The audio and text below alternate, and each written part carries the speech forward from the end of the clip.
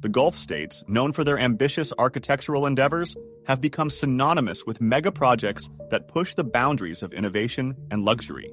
The Burj Khalifa in Dubai is currently the world's tallest building and symbolizes the region's economic ascent, not to mention the first 7-star hotel in the world. The Palm Islands, also in Dubai, are a trio of artificial islands that not only boast luxury residences and pristine beaches, but also represent a triumph over the geographical limitations of the Gulf's coastal areas.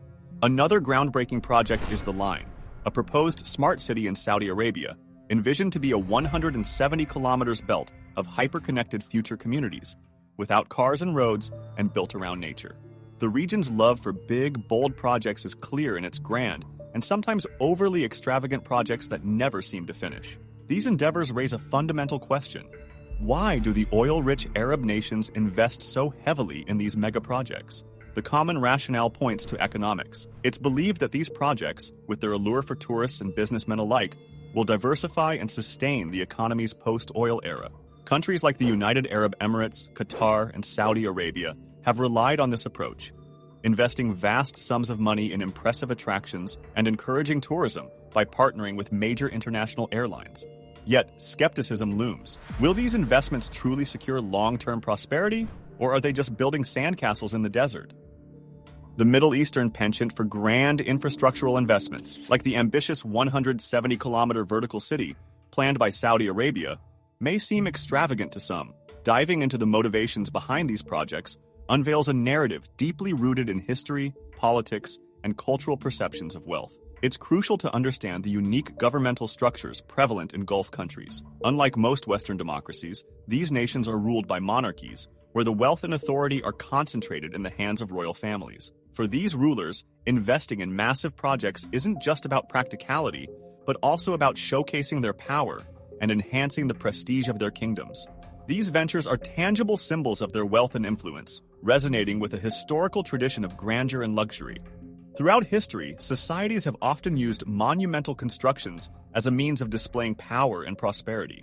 From ancient civilizations to modern times, the scale and grandiosity of buildings have been indicative of the wealth and status of their creators. Versailles immediately comes to mind. Not only was it the new seat of government and the new residence of the Sun King, it was also a powerful symbol of French dominance in Europe, the envy of all kings and queens.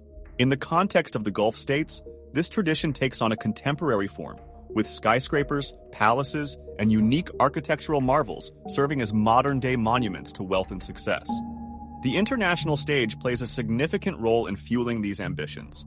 Events like the FIFA World Cup become opportunities for countries like Qatar to showcase their capabilities on a global platform. Despite not having a deep-rooted soccer culture, or football, depending where you are in the world, Qatar's substantial investment in hosting the World Cup was driven by a desire to prove its prowess in organizing large-scale events and bolster its international reputation. Such endeavors not only attract attention, but also project an image of economic strength and sophistication. Gulf countries, particularly those with significant oil wealth, have experienced rapid economic growth and transformation in recent decades. This influx of newfound prosperity has led to a culture of conspicuous consumption and investment in luxurious lifestyles and iconic structures. The allure of modernity, coupled with a desire to leave a lasting legacy, drives these nations to undertake monumental projects that capture global attention. The economic landscape of the Middle East and the Gulf states has undergone a remarkable transformation, particularly in recent decades. Before this era of prosperity, the region's wealth was modest, centered around traditional activities such as nomadic lifestyles, fishing, small-scale manufacturing, and religious tourism. The discovery of oil and gas reserves between 1938 and 1972 heralded a seismic shift in fortunes. Before this era, being wealthy in the Middle East often meant owning camels and a large home. With the advent of oil exploration and extraction, this changed dramatically. The once barren and sparsely populated desert regions became bustling hubs of modernity, complete with towering skyscrapers and cutting-edge technologies. This newfound wealth wasn't merely a result of historical accumulation, but rather a rapid creation of new riches. The individuals driving this transformation were often members of royalty, leveraging their resources to finance grand infrastructure projects. The wealth generated from oil exports elevated the Middle East from one of the world's poorest regions to a global economic powerhouse. Suddenly, the world's attention turned to this previously overlooked region. Local leaders, empowered by their oil revenues, became influential figures on the world stage. The Gulf states, in particular, experienced a surge in prosperity, leading to a decline in traditional industries as investments poured into the lucrative oil and gas sector. This shift had a profound impact, redirecting both state and private investments away from traditional sectors toward energy-related enterprises. The rapid industrialization fueled by oil wealth turned once desolate deserts into thriving metropolises, showcasing state-of-the-art infrastructure and technological advancements. This economic miracle not only elevated the living standards of the populace, but also attracted global interest and investment. This newfound prosperity also brought challenges, such as economic diversification. Dependence on oil revenues made these economies vulnerable to fluctuations in global oil prices. Efforts to diversify into other sectors gained momentum, aiming to create a more resilient and sustainable economic framework. Today, countries like Saudi Arabia wield significant influence in global oil price negotiations due to their abundant oil reserves. This influence contrasts starkly with many other economies that have depleted their reserves. Consequently, the demand for Arab oil and gas has surged worldwide, causing local currencies to appreciate. While this currency strength has made imports more affordable, it has also made local products comparatively expensive. This has hindered the competitiveness of goods and services originating from the Persian Gulf, especially when pitted against the lower-priced Asian products. Consequently, the growth of the manufacturing sector in the region has been stunted. Simultaneously, the populace in Middle Eastern states has actively contributed to the region's reliance on oil and gas. The lucrative oil industry has attracted workers seeking higher wages, leading to a concentration of labor in this sector. This confluence of factors has resulted in oil and gas emerging as the primary and often sole viable industry in the region. Consequently, the Persian Gulf states have transformed into single-product economies heavily reliant on oil and gas revenues, which are ultimately finite. Despite the perception of wealth associated with Arab states, there exists a significant disparity between the wealth of the state and that of the working classes. The vast fortunes amassed by Arab sheiks and nobles from oil sales are often highlighted in the media, overshadowing the financial struggles faced by ordinary citizens. This spotlight on the affluent minority perpetuates a skewed narrative of prosperity within these nations. Videos showcasing Arabs driving golden cars and owning exotic pets may create the impression that everyone in the Persian Gulf is equally wealthy. However, this perception is far from reality. Historically, oil-rich nations that heavily subsidize their populations instead of diversifying their economies often face economic challenges, as seen in the case of Venezuela. Check out our video on this. Once the world's largest oil-rich country. The Gulf states have demonstrated greater economic foresight by leveraging their immense oil wealth to strategically invest in infrastructure development. The Gulf region annually outspends the United States and Western Europe in infrastructure investments. These investments encompass a wide range of projects, from social initiatives like universities and hospitals to essential infrastructure like roads and airports. The grandeur of projects like the Burj Khalifa, standing at 2,720 feet, or 828 meters high, and valued at $4.1 billion, raises questions about the rationale behind such colossal undertakings. The answer lies in the need for the Arab states to project an image of opulence and wealth, especially as they prepare for a future beyond oil. As oil reserves inevitably decline, Gulf nations are strategically pivoting toward diverse economies, with tourism emerging as a pivotal sector for future revenue generation. In line with this shift, these nations are not only fostering tourism, but also actively enticing individuals, especially the ultra-wealthy, to consider making the region their permanent abode. If you're seeking an affordable getaway, Africa or South America beckons with their breathtaking natural landscapes and comparatively lower costs, making them appealing destinations for budget-conscious travelers. For those inclined to flaunt their affluence, few places rival the opulence of the Persian Gulf states. Renowned for their stunning architectural marvels, the cities of the Middle East serve as showcases for celebrities, businessmen, and foreign dignitaries eager to display their wealth. The allure of these grand cities extends beyond the elite, as even individuals with modest means can indulge in the luxury of lavish accommodations and captivating urban panoramas. While their experiences may not mirror those of Arab sheiks, they can still relish stays in upscale hotels with captivating city views.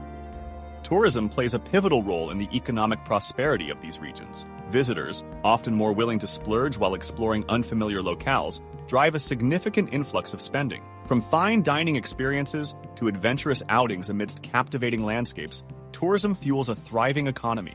Yet, in regions dominated by vast desert expanses like Egypt, diversification becomes imperative to bolster tourism appeal. The grandeur of the Great Pyramids serves as Egypt's historical marvel, while the Persian Gulf states rely on colossal modern architectural endeavors to captivate global attention. Enter the visionary project known as The Line, a futuristic linear city, spanning a staggering 170 kilometers and designed to accommodate over 9 million residents.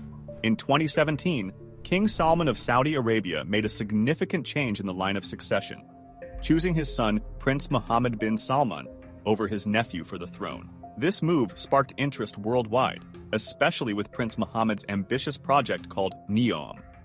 Neom combines the ancient Greek word for new and the Arabic word for future, representing a vision of innovation and progress.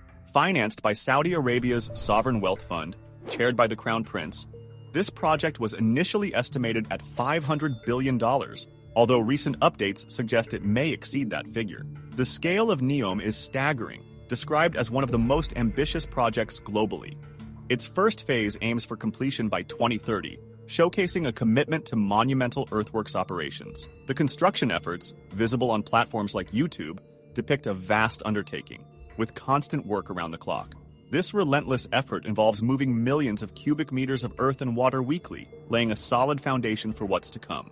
Anticipation is high for Neom's progress, with expectations of accommodations, hospitality facilities, and an airport, to just name a few, to cater to residents and tourists. The line's unique design, with a city shape unlike any other, has drawn attention. Its long, narrow, and towering form challenges traditional urban planning norms, sparking debates among experts. While some question the unconventional shape, citing the usual circular growth of cities for efficiency, there's merit in the line's design.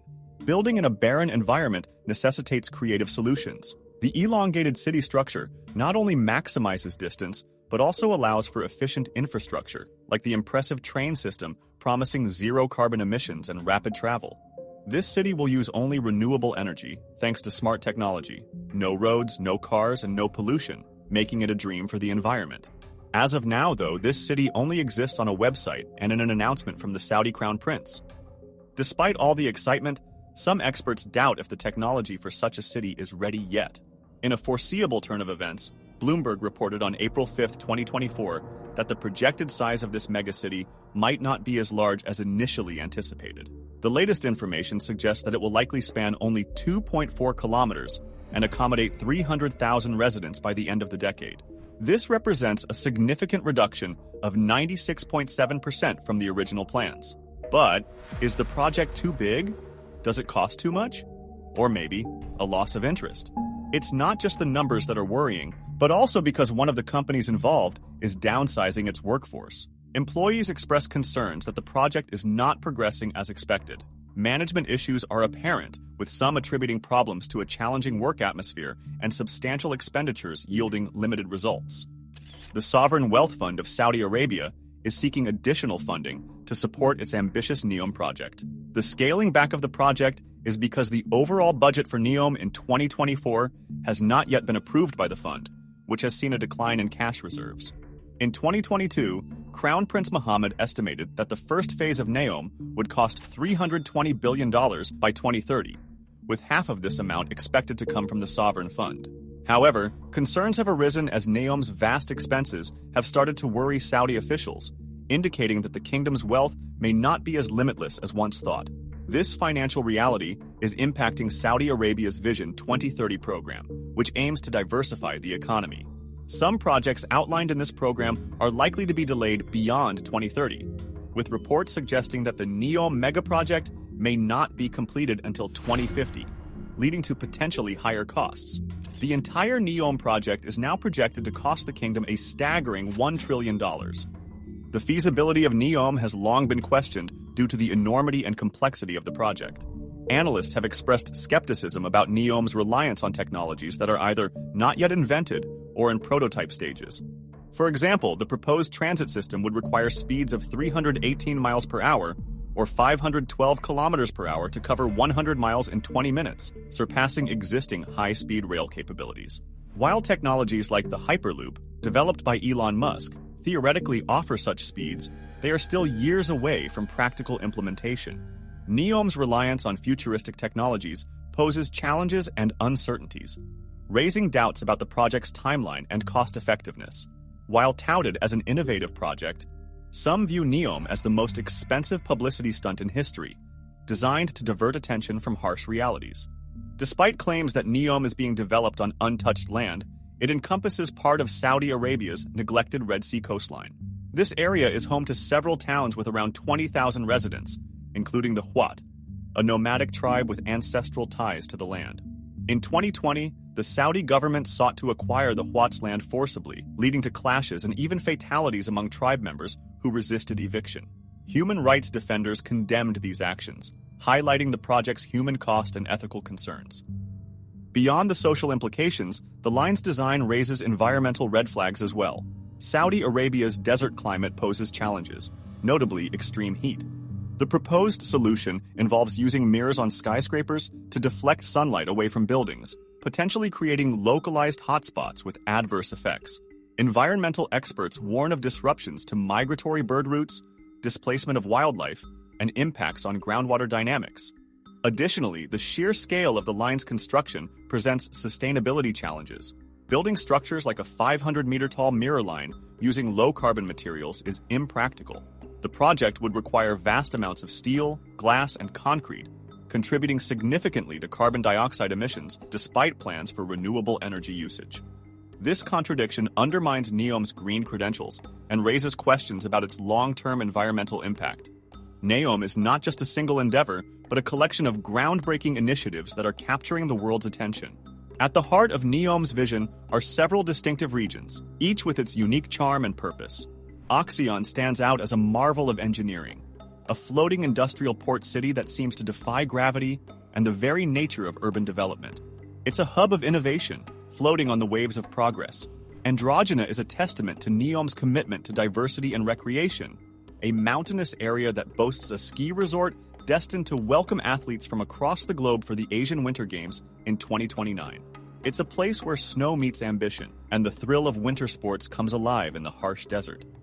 Sindola, an island gem in the Red Sea, is being transformed into a haven for luxury tourism. Set to open its doors this year, it promises an escape into opulence, where the sea whispers tales of luxury and tranquility. For a significant period, Neom was defined by these four main regions. Like a chain reaction of innovation, Neom has ignited both local and global excitement with the announcement of several new futuristic destinations. As Saudi Arabia's Vision 2030 deadline draws near, the nation continues to unveil new developments within Neom. It's becoming increasingly apparent that a project of such magnitude faces challenges in meeting its ambitious timeline. With some aspects being scaled back, the future of iconic structures like the line's twin skyscrapers, once prominent in concept images, remains uncertain. What's your take on the Gulf states' megaprojects? Share your thoughts in the comments below and hit that like and subscribe button for more insightful content.